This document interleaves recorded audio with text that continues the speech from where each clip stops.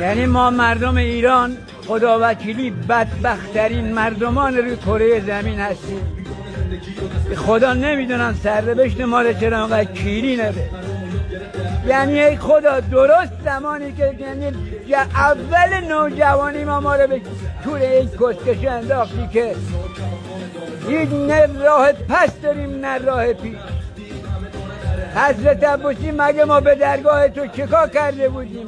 ما کدوم فرشتت گاییده بودیم که این کار با ما کردی تو؟ بابا حضرت عباسی حق ما این نبود، اقلا این آخر عمری یه حالی به ما بده. کیر تو پست خار مادره با ما گاییده شدیم حضرت عباسی. خدا جان هی کجایی هستی؟ اگه هستی با ما هستی بابا، تو رو قرآن یه خورده چونه طرف ما برگردان، بده ما کیرتم ببینیم.